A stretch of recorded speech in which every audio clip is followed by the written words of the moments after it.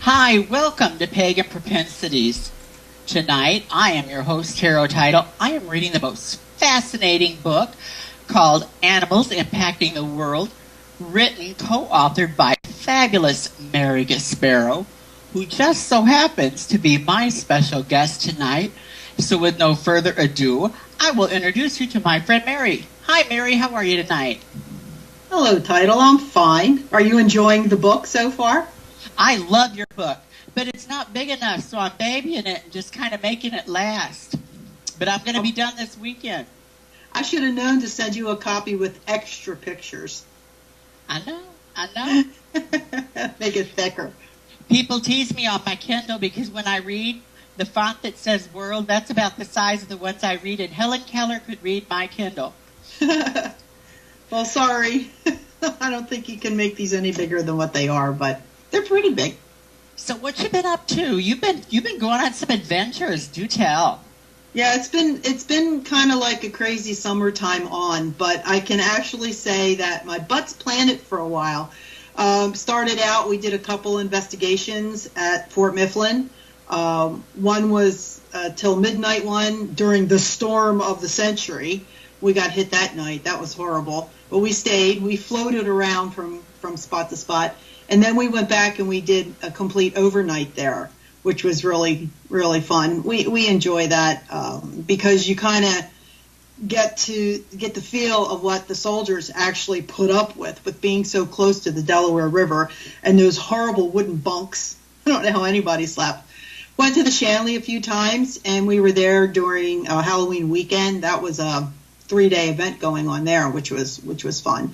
And I just recently got back Monday from Texas. I was at the Town of Marshall Haunted Holidays Conference, and that was a blast. I have a list of questions. For people that don't know, can you tell people where Fort Mifflin is located? Fort Mifflin is probably the easiest place anybody could ever get to. It sits right next to the Philadelphia International Airport. So if you have to fly in or drive in, fake like you're going to the airport, and it's right next door. As a matter of fact, Anita and Misha, as well as Kim, they've all been there. And on a good day, when there's planes going overhead, sometimes they fly so low, you can actually see people's heads in the window.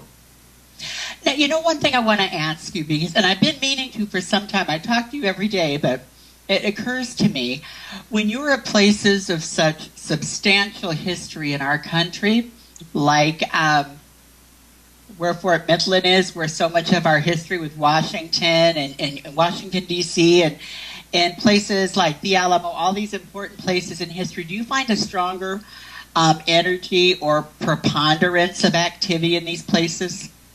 Absolutely, especially going to, let's say, the Shanley Hotel, which is very historic. It's got layers of history there.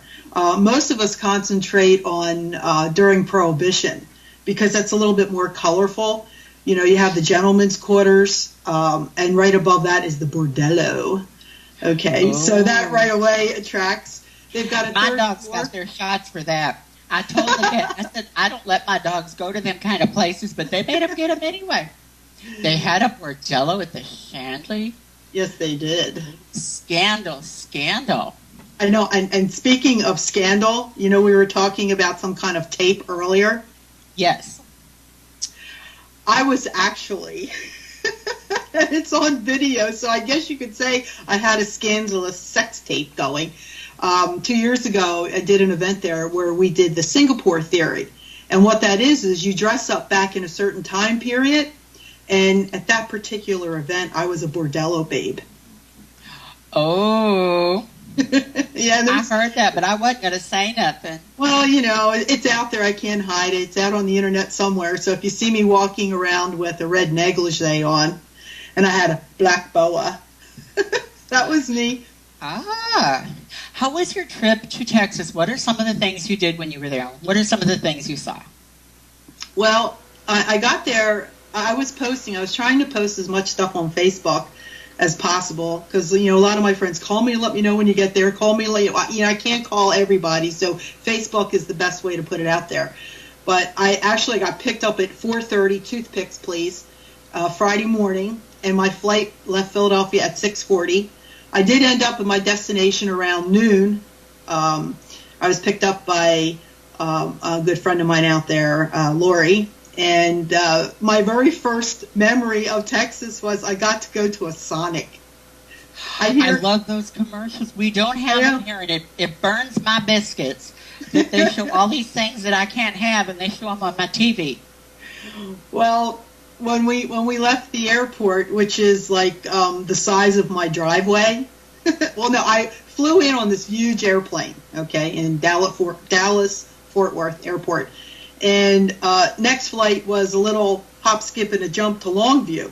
So here you are, used to this big airplane, and then you see this one, oh, this is your airplane. And you get in, and there's one row of seats on one side, and then two on the other.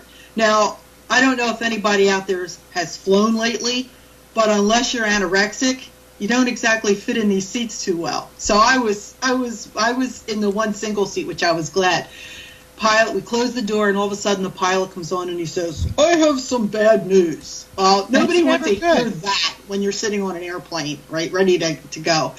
He said, this airplane was not our original airplane. The first airplane that we were supposed to be on is now on its way to North Carolina. And we're using this airplane because the autopilot's broken. That's what I don't want to hear. But no, don't worry about it. I'm going to fly visual. I didn't want to hear that either. First of all, after getting off of a big plane, and now I'm getting on this little plane, I don't want to hear some things are not working on this airplane. But anyway, I got I'd have done wet my pants and be walking to the Greyhound bus terminal. I would have gone, I almost wet my pants because I was stuck in this seat that's big enough for a 6-year-old. So I couldn't have bared it. But we ended up, we were a little delayed. They had to take some fuel, and away I went. And that wasn't even, it was just a moment of, oh my God, do I have all my things in order at home? I knew I should have taken out the flight insurance. I'm doing all these things. But when I got there and I got picked up, Lori said, are you hungry? And I'm like, yes. Where do you want to go? Sonic. Of all places, I wanted to go to Sonic. But that's how I kind of started out my Texas visit. The rest, it's such a blur because it was so jam-packed. I want to really thank Kim and Eric and, of course, Lori for their hospitality. Going somewhere that you've never been, and Rick usually travels with me, and he wasn't with me, so here I am away from home by myself. I couldn't have asked for better people to be with. The conference was awesome. I had a good time there. I tell you what, I'm jealous. I can't think of any. If I was going to Texas after Sonic, of course, I would love to hang out at Eric and Kim's house because it seems like it would really, really be fun. And they got me over my phobicness of people from Texas. We get these ideas of what people are and who they are and what they're like, and sometimes it's true and a lot of times it's not. And it's been really neat to kind of to get to know people, and from other places where you think, oh, they're all this way or that way or this, and a lot of times they're not. And even if they do think differently than you, when you take down those labels, everybody has so much more in common than we do in differences. Yes, I agree. And one thing I said to my husband, I'm used to being in Philadelphia. Now, I don't live in Philadelphia. I live about 24 miles northwest. I'm in a suburb. But I always tell people I'm from Philadelphia because I'm so close. But the men out there, all of the men that I came across were so gentlemanly. Can I take that bag for you? I mean, if I was in Philadelphia when I boarded the airplane, I'm struggling to put stuff, and everybody just sitting there watching you. When I got on the plane leaving from Longview and also the plane leaving from Dallas to Longview, they were like rushing, let me carry that for you. Let me put that up there for you. Do you want me to hang you? I mean, I was in shock. People there, they do know hospitality. Yes, and chivalry is not dead. It's truly not. Yeah. So what happened at the conference? What went on there? What kind of conference was it? Well, you know how they say what goes on in Vegas stays in Vegas? Mm-hmm. I can talk a little bit about this one. Oh, just me and you play like I'm Oprah and scoot up here and let me know. Okay, we won't tell anybody else, but No, I got to meet a lot of really neat people. And when you go to places like that, it's networking, which is important to start out with. Because, you're setting up your table space and, everybody's looking at the next person's and seeing what they have. And when it gets slow, you kind of meander around. And the one thing that I did take back is I've got a lot of business cards, made a lot of friends, and people that if they asked me to come back, I wouldn't think twice to go back, or I wouldn't think twice to ask them to come to one of mine. It was very genuine, and people were sharing. You go to some things and people don't want to say, well, I got this and you're not going to see it because you might steal it from me, the idea. It wasn't that way out there at all. And I got to meet some really cool people. One in particular I've been wanting to meet for 2 years is Geraldine from Kelly Little Green Men. She was there. We've had her on Just Saying a few times, and I believe Kim and Eric have had them on their show, Pima, on Pima TV on Friday nights. So she was like at the top of my list of wanting to meet. And then you meet other people that you never even heard of, and you walk away like really good friends, and you can't wait to see them again. So that part of it was nice. It was a little overwhelming for me, as I told you, because I don't consider myself anything newsworthy, okay? I just do my thing. And the people that came to my table, and then the people that came to my lecture and actually listened to me and clapped for me when I was done, that really gave me a good feeling inside, because, one of the most important things besides my family and my friends is my love for animals. Mm-hmm. And, I was the last speaker of the day, and people were starting to leave. It was a long day. We started at 10 o'clock, and I'm thinking, oh, great, I'm going to go in there, and there's going to be one person sitting there. I walked in, and there was only like 3 seats left. And I'm like, all these people are here to listen to me. And it kind of got me for a second, because I thought, I don't think I'm that worthy to be standing here talking to these people. And then I just started talking, and I don't know where it came from, but I kept going, and I'm looking at people, and they're hanging on every word that I'm saying, and it was like, again, it was like, I can't believe these people are listening to me. And there's some people that are smiling. There was a lady that was in front of me that was bawling like a baby, and I'm like, what did I say? But people were getting so into some of the stories I was talking about. It was overwhelming for me, the reception that I got. And the fact that, you go to these things and you have psychics and mediums and paranormal investigators, and then you have Mary Gasparo sitting down there, Animal Communicator. And, I didn't think that many people would be geared for my subject, and I was totally wrong. And that's what made me feel good, is that people are interested and they want to hear about animals, because I talk more than just about animal communications. I put it all out there. I think I like sometimes animals more than I like people. And Mary, I think you have such a gift in being able to share and do so many things that other people can't do. Your gifts are unique. Some of the things, and I want to get to all these things. I love the book. I love the dedication part that you wrote. And I have a favorite story in here. It made me cry when I read it. And it's the one about the 2 dogs that were injured. Yes, at the end. Can you tell us about that? Is it giving away too much out of your book?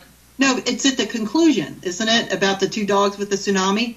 Yes. Yeah. I love that. Made me cry.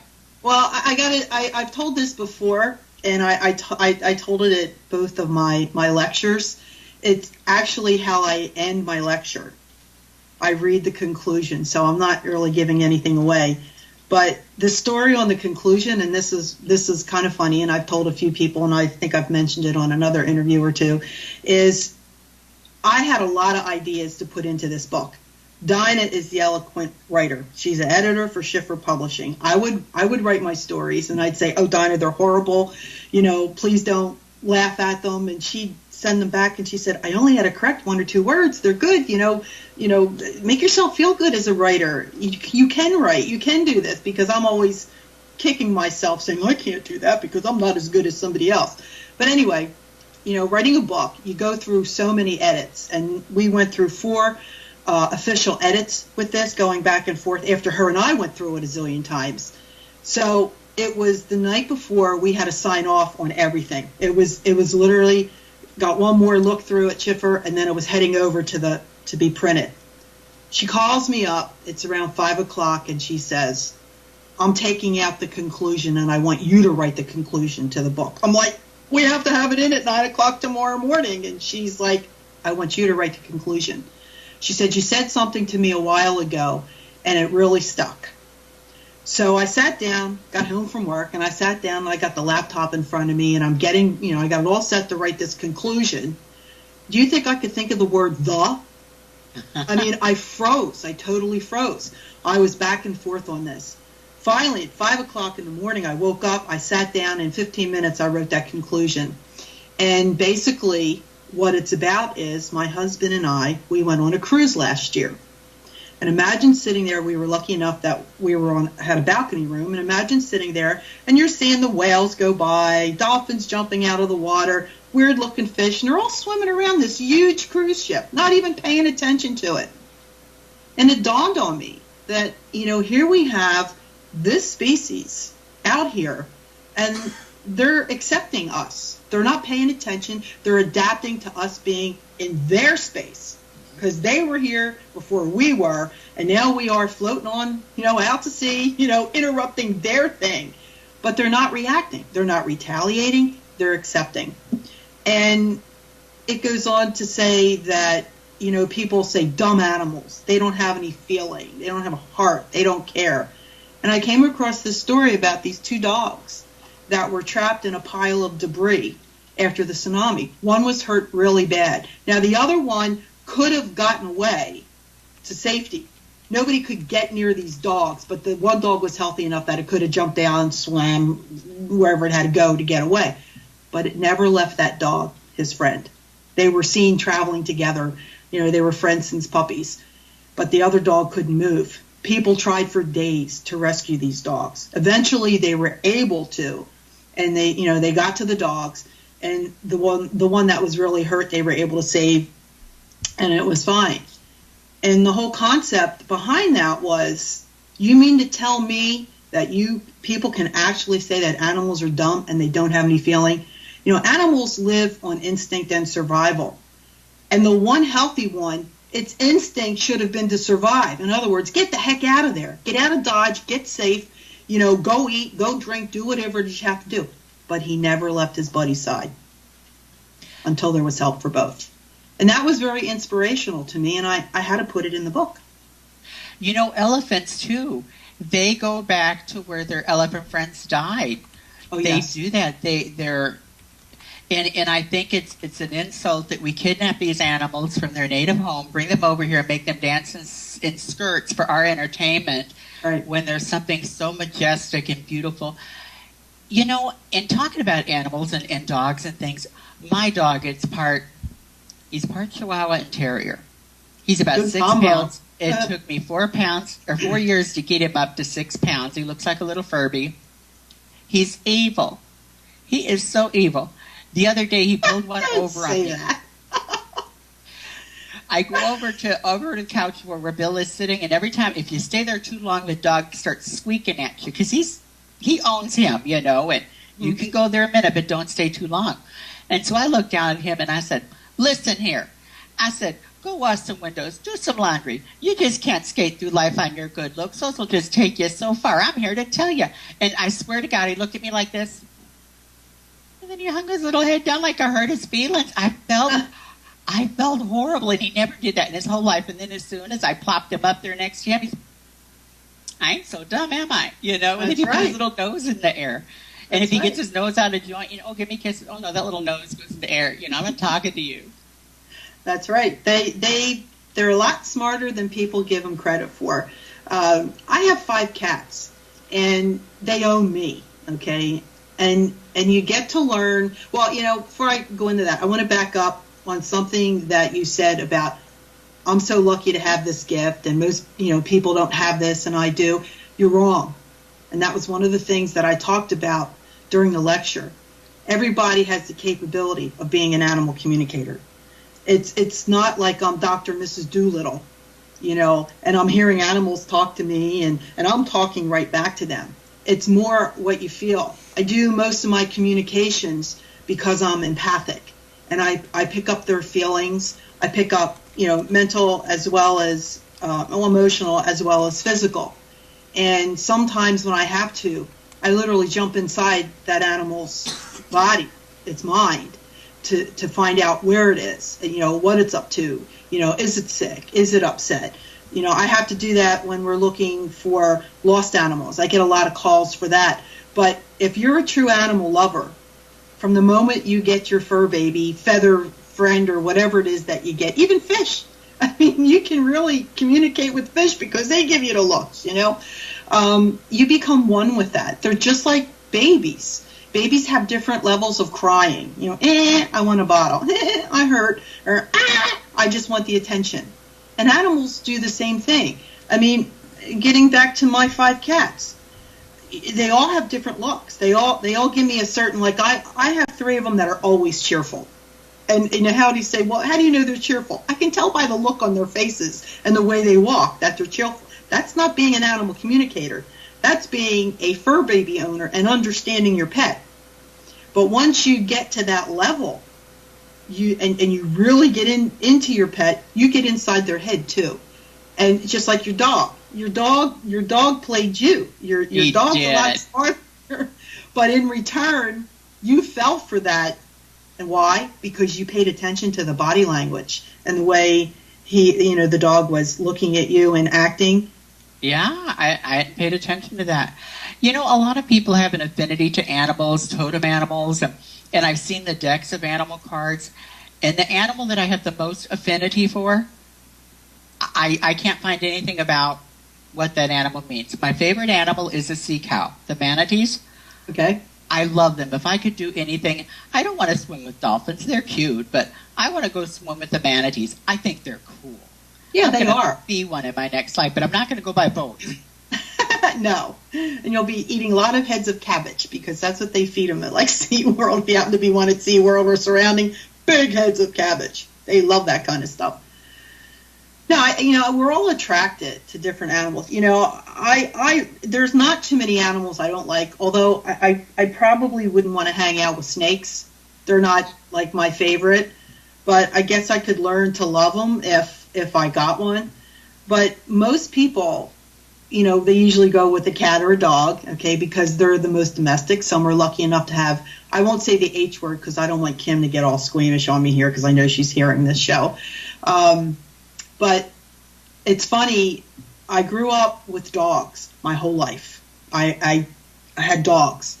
And then after we got married, we had a dog. And then I got my first cat. And now I don't have any dogs. It's all cats. I got involved with cats. Now, you would think, what would be my number one animal guide? A cat. Nope. I have an elk. Is my animal totem, is an elk, and also a turtle. Now, an elk, I had this done. I don't know if you know of Willie Windwalker Gibson, but he's the one that gave me my first animal totem reading. And he said an elk. And he goes, that's a good one because elks are strong and they're fast and they're very intelligent, right? And I'm like, oh, that's cool. And then I got another reading a person said, yeah, you have an elk, but you also have a turtle. And I'm thinking, who the heck wants a turtle? But the concept of the turtle is slow but steady. They always get the job done. And that's me. I may be the last to finish, but I always get it done. So I'm strong on how I do it, slow, but I always complete my task. I thought about you the other week, and I want to ask you about dogs in a minute, too. I was watching a show the other week, Sister Wives. I don't know if you've seen it. A lot of people watch it. And it's about a polygamy family. And the ladies there, they seem so nice, so kind. They seem like that would be the kind of people I would love to spend the day with. But their family went to Sedona, New Mexico. And they went to some of these spiritual places, and he saw a grasshopper, and the guy pointed out to them, notice the grasshopper. It sounds like something out of the Karate Kid. But when the grasshopper jumps, he jumps and does a 360 and turns back around and takes everything into observation. And I think there's so many things that we can learn from all the animals just by observing them and taking the time to notice them. Right. Well, in the conclusion, how I end the conclusion of the book is I basically state, the animals have been here so much more longer than we have. A lot of information that they get has been passed down, and it's through instinct. And we need to start watching them and paying attention, because if something happens to this planet, as people are predicting, it's going to be the animals title that's going to help us and get us through this, because they're survivors. I used another example in the conclusion is I used to have a beautiful Persian, my #1 mama cat, and her first litter of kittens. Now, we're talking the cat was pampered. I practically spoon-fed her, just like you see on the Fancy Feast commercials. That's how my Grace was, my fault. And here she is. She's having her first litter of kittens. Now, Persians, the kittens, when they come out, they're like bobbleheads. They got the weirdest shaped heads. And there's always fatalities, and you always end up over at the vets because they have a hard time coming out. So it was her first litter. I was a new breeder, and over we go to the vets, and she did get one out on her own, and the next one was stuck. So she's, pushing and nothing's happening. So he's got to go in there with the forceps and pull this kitten out. Well, the kitten's laying dead as a doornail. They'd be picking me up off the floor, stepping over me. Well, I was close to it, but this is my baby here, and she's having babies, and it's the first litter, and it's like, suck it up. If you want to be this big-time breeder, you got to go with the program. So here's this kitten laying on the tabletop, dead as a doornail. And I'm like, do something. And he goes, no, just stand back and watch. Well, here's Gracie, who's the most pampered cat out there, starts licking her chest. Licking the kitten's chest, licking and licking. And I thought she was going to almost take off the fur. She was licking so hard. All of a sudden, you see the chest go, whoop, whoop, and the kitten took a breath. Now, how did she know how to do that? I read it in the books, because here I am. I got every book on how to deliver kittens. I was going to do this myself, but unfortunately, one of them got stuck. And it said that the mother will lick the chest, and it causes compressions, and the heart to start up again and causes them to breathe. And how did she know how to do that? She did it. Instinct. Passed down. So I say to everybody out there, pay attention, because, God forbid, if something happens, it's going to be the animals to show us how to get there.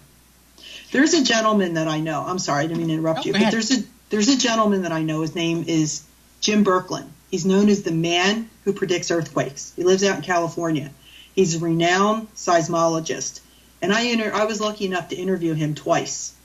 And you know how you want to know what his #1 tools are in determining, first of all, if an earthquake is going to happen? Not the moon or the tides or his seismograph. That's all after the seismograph. He sits and he looks at the newspaper, and he goes through the lost and found. And first he looks for birds. If people are posting that there's a lot of birds that have flown away from they're looking for any chance to get out of the house, and they got out and they left. Then he looks for missing cat and dogs, like large amounts. Okay, every day you're going to see, missing dog, or, my bird flew away or whatever. But you start seeing a lot. And he also has an Oscar at home. And the Oscar, I don't know if it's swimming upside down or sideways, but before an earthquake hits, that Oscar knows it swims weird. These are all his indicators. We've got birds, we've got cats, dogs.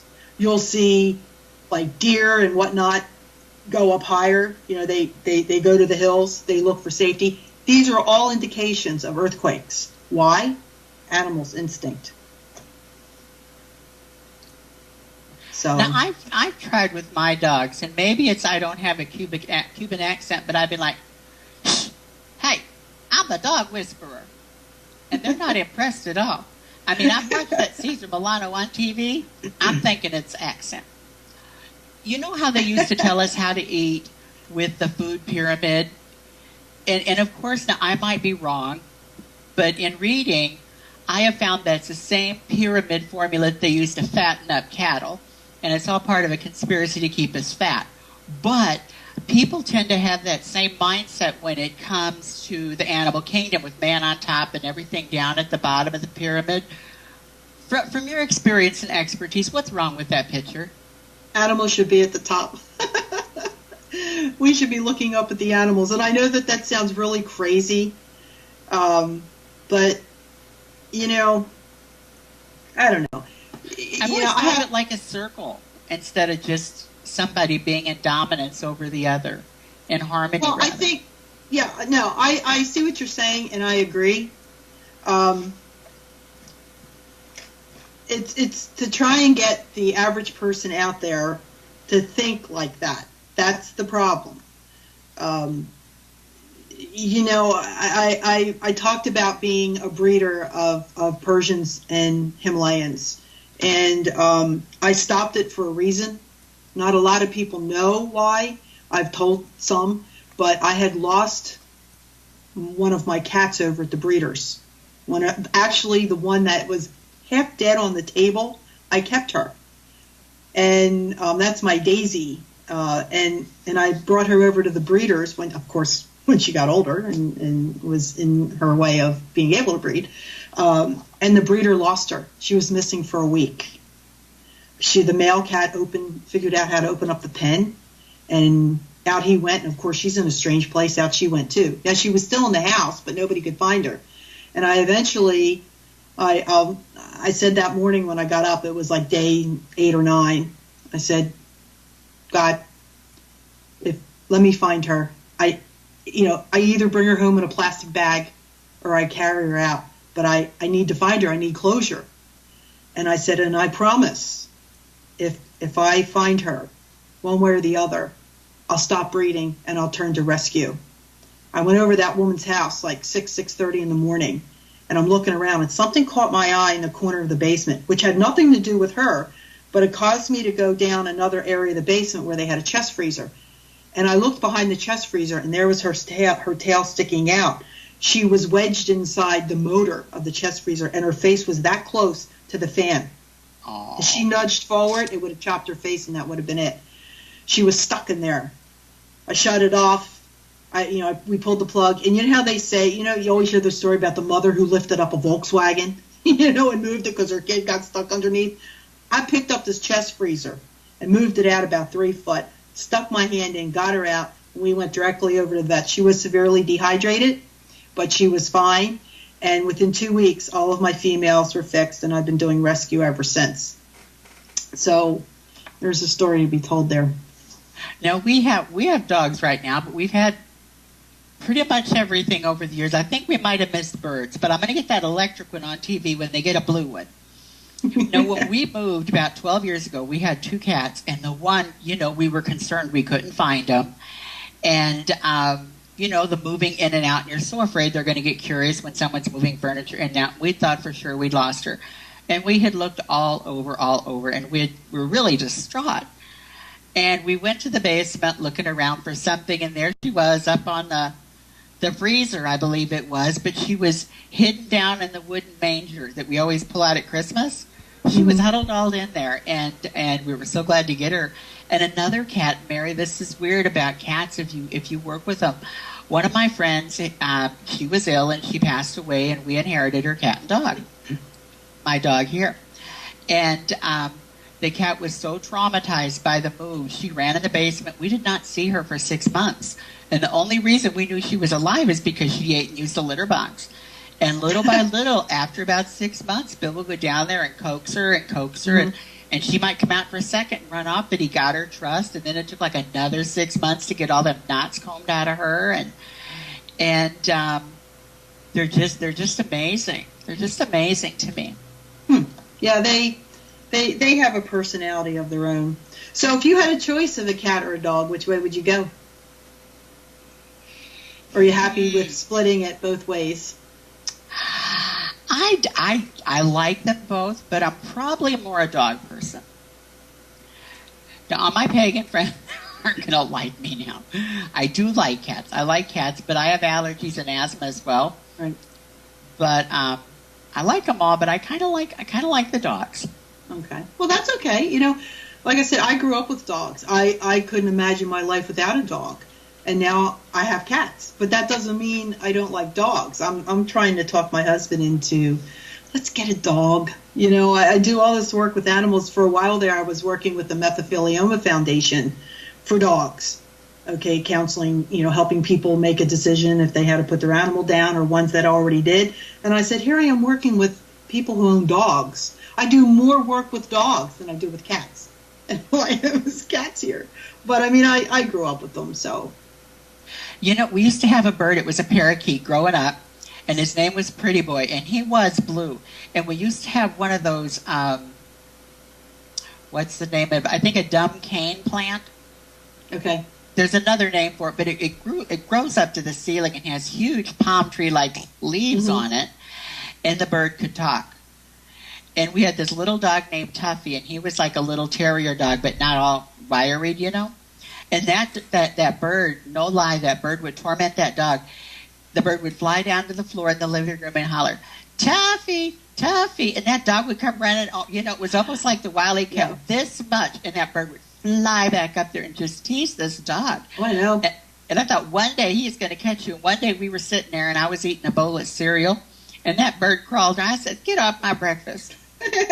And that bird died the next day until my mother died. She said, you murdered that bird because you killed that bird because he wouldn't share your cereal. It's all your fault. Okay, I know. I'm not a bird person. However, I've learned to be a bird person because we ended up, let's see, we had a dog for a while and she got sick on us and sad story. But anyway, my husband's a real tech person. Give him anything that's electrical and he can fix it. So my younger brother calls us one day and he says, do you think Rick can come over here and look at the television set? It's not working. Over Rick goes. And while he was over there, my brother had a parrot, a blue Prince conure. And Rick was eyeing it up. Rick always loved like parakeets and things like that. So the next thing I know, I hear this noise in the garage, this rattling, and Rick comes in with a cage with this parrot. And I'm like, what's this? And he goes, well, your brother was so happy that I fixed this TV, he gave me his parrot. I said, oh no, it's going back, because I knew firsthand when he got this parrot, it was driving them nuts because all it did was squawk. It didn't do a pretty tweet or, you know, any of those kind of all hours of the night, day. Didn't matter. Well, anyway, I fell in love with it. We named him Clyde. And about 2 years after, I had my first child, Alicia, my daughter. Do you know that sucker imitated her crying? I'd be down in the kitchen. Now, there's 14 steps to come up to the second floor, which is where she would be sleeping. And I'd be running up because I'd hear her crying her heart out. I'd go into her room. She was sound asleep.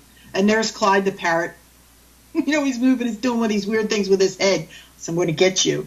But we had him for a very long time, and eventually he died. I think we had him almost 20 years, and he died. But in between that, we got parakeets and cockatiels, and they all seem to flock to me. And like I said, I'm not as friendly with birds as I am with other animals. Believe it or not, don't tell anybody. I'm kind of afraid of birds.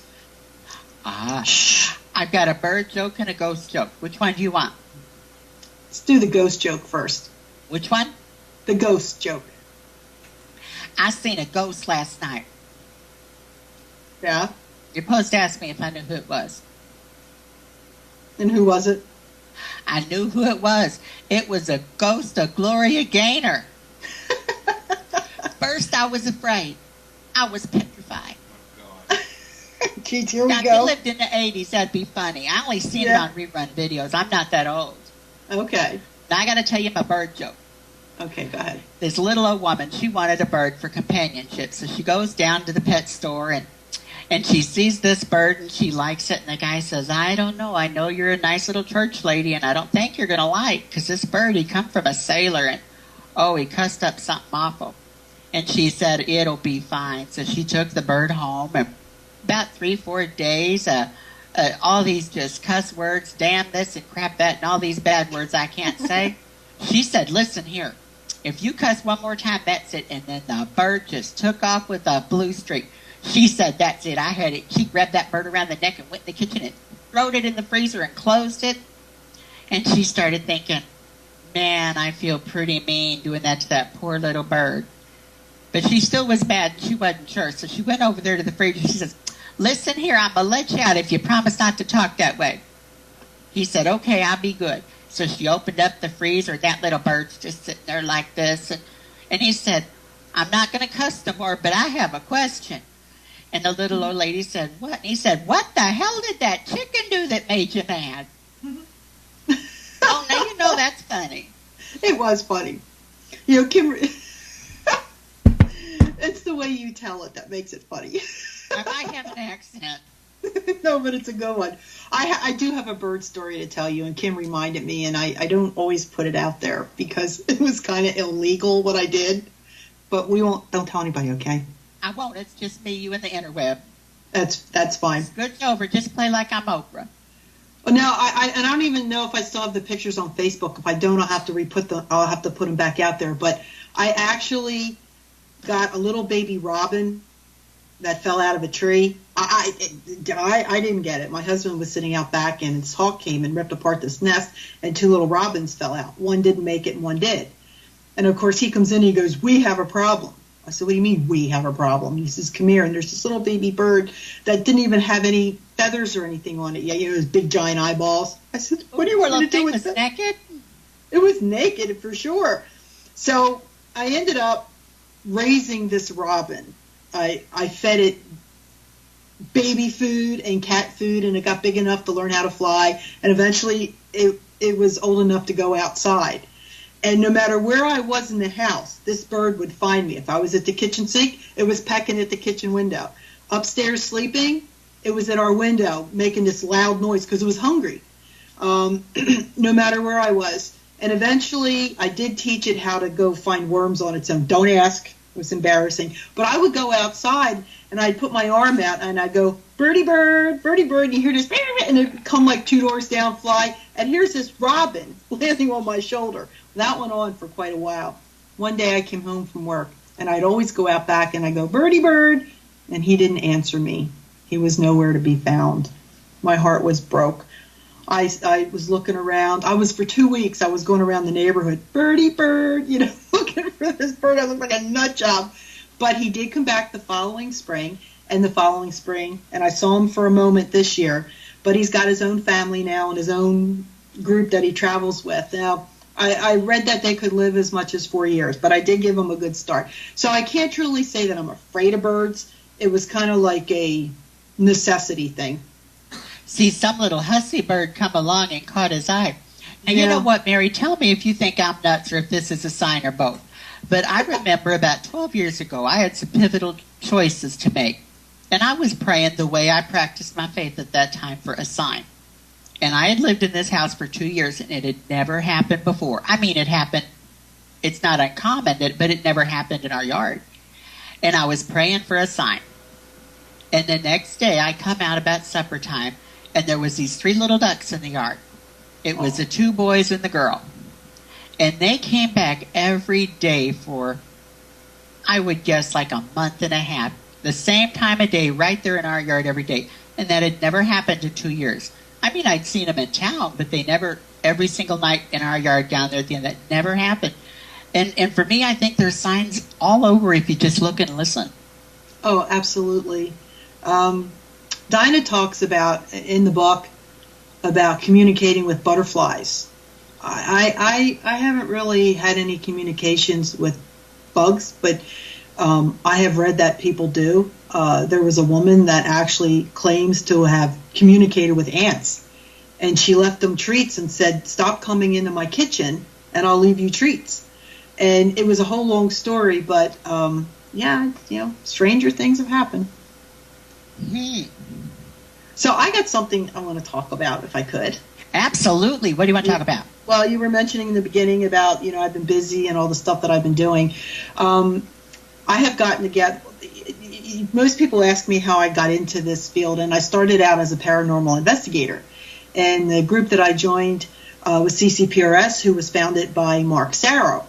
And I owe Mark for basically everything that I'm doing today, because if he didn't bring me into his group, because I figured, I'm an old lady, who's going to want some old lady in their group, but he welcomed me into the group right away. From there, I met Dinah Roseberry, and the two of us got together with the Animal Communications and, wrote these books.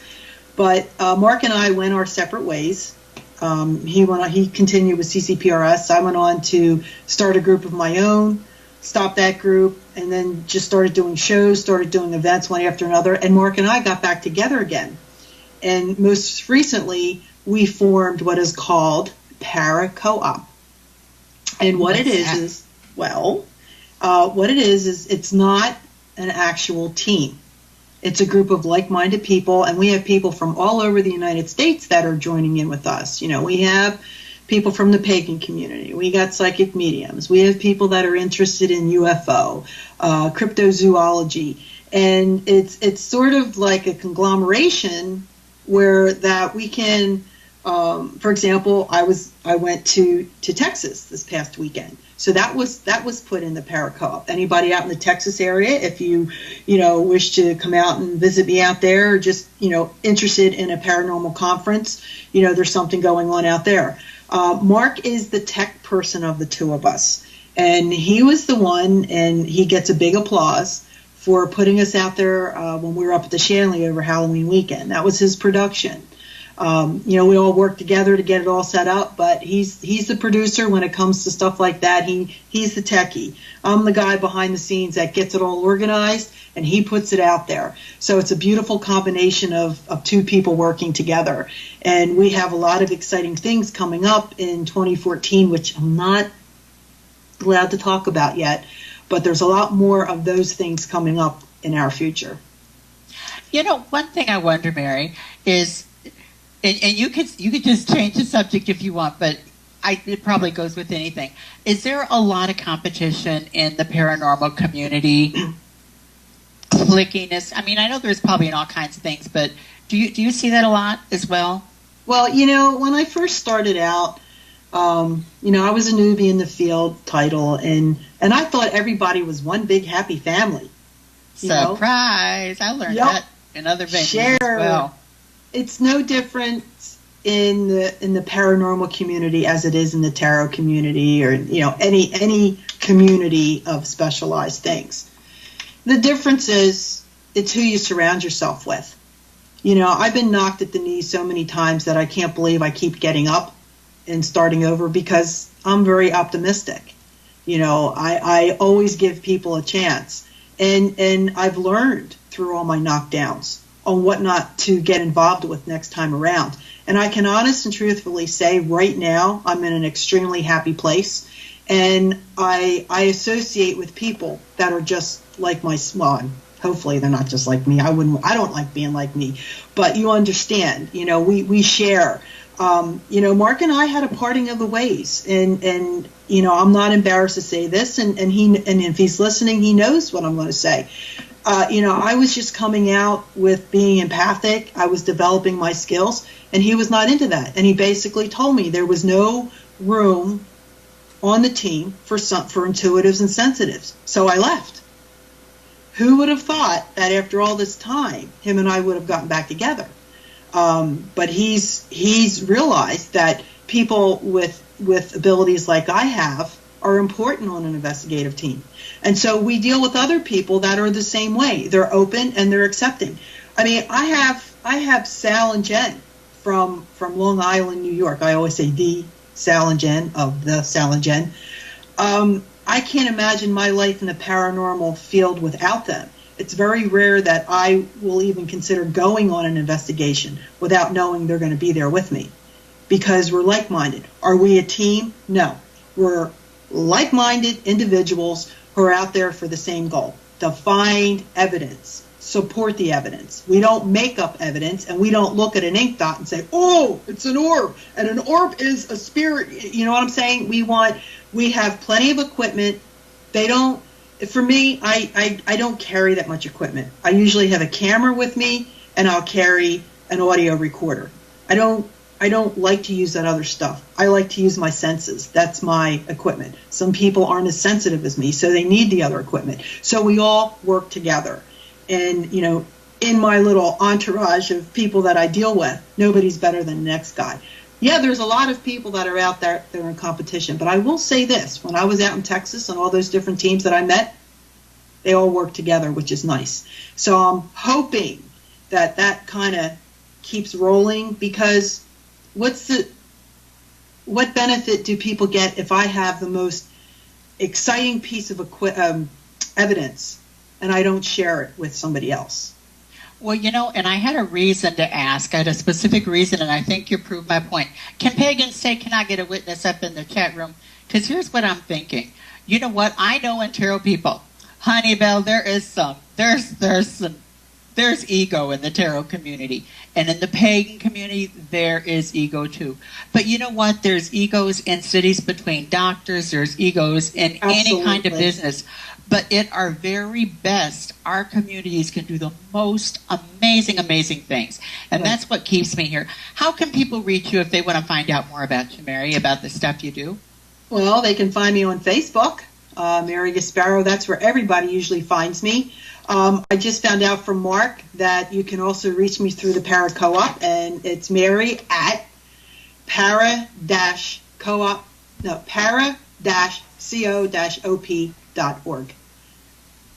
And do you have any shout-outs you want to make to anybody tonight? Well, I want to shout out to actually Mark, because hopefully he got to be here tonight. I want to thank him for wanting to go into this next venture with me. I want to give a giant shout-out to my co-host, Kim. She's cool. She's the best. You know, without her on Monday nights and the laughs that we have, I probably wouldn't be sitting here at all, because I would have just walked away. And she's my number one, well, she's co-number one besides my husband, Rick, supporter in what I do. So I want to give a big shout out to her. And of course, Eric. Without Eric, none of us would be doing any of this. So, and I'm going to give the biggest shout out is to those people out there that care as much about animals as I do. Absolutely. And I'm going to leave you with one little joke. I seen this comic, and here's these two little lizards sitting out there in the desert, and the one looked over. There goes that feeling again, like I used to be somebody named Shirley MacLaine. Now you know that's funny. Oh, it's a riot. Thank you. I stand vindicated. And on that, I want to thank you, Mary, for coming. I hope you'll come back and see us again. And thanks, everybody out there in the audience. And we'll see you next week. And be good to each other. And blessed be, and have a good night. I'm going to read this book. You better.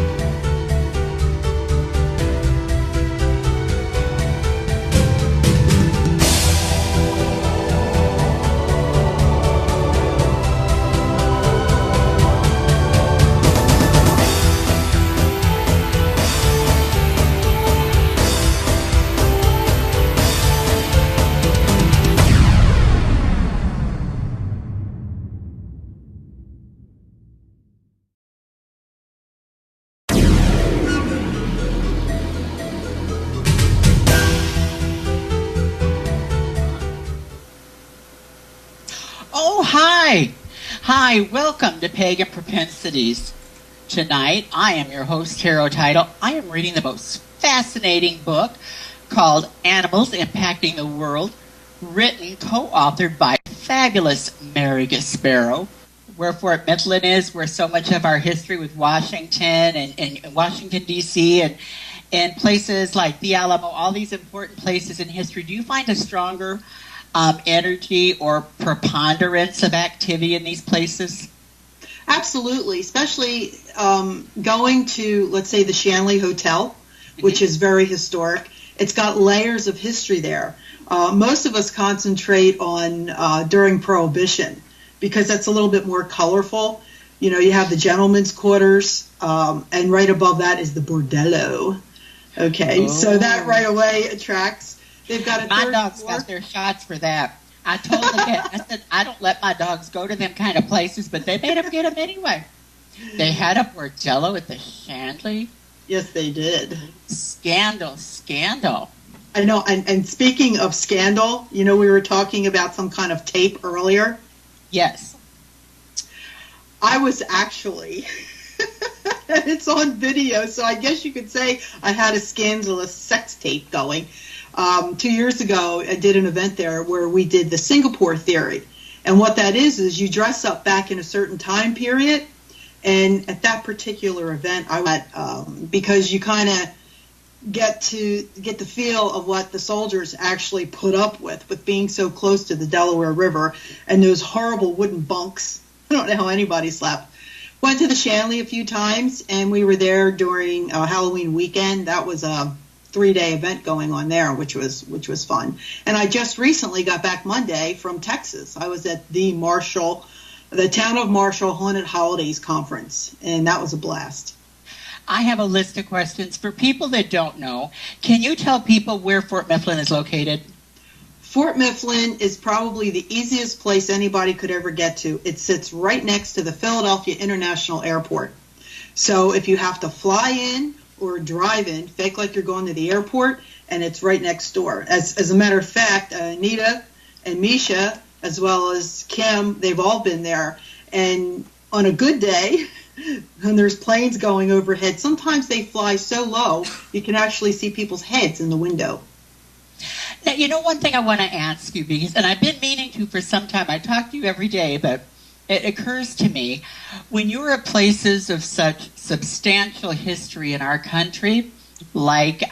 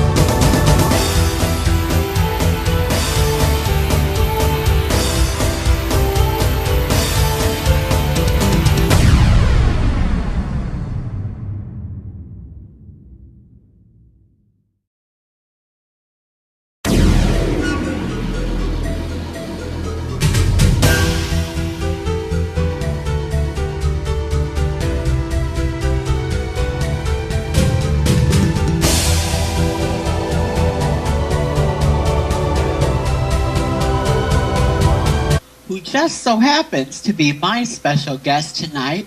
So with no further ado, I will introduce you to my friend Mary. Hi, Mary. How are you tonight? Hello, Tidal. I'm fine. Are you enjoying the book so far? I love your book, but it's not big enough, so I'm babying it and just kind of making it last. But I'm going to be done this weekend. I should have known to send you a copy with extra pictures. I know. Make it thicker. People tease me on my Kindle because when I read, the font that says world, that's about the size of the ones I read, and Helen Keller could read my Kindle. Well, sorry. I don't think you can make these any bigger than what they are, but they're pretty big. So what you been up to? You've been going on some adventures. Do tell. Yeah, it's been kind of like a crazy summertime on, but I can actually say that my butt's planted for a while. Started out, we did a couple investigations at Fort Mifflin. One was till midnight one during the storm of the century. We got hit that night. That was horrible. But we stayed. We floated around from spot to spot. And then we went back and we did a complete overnight there, which was really, really fun. We enjoy that.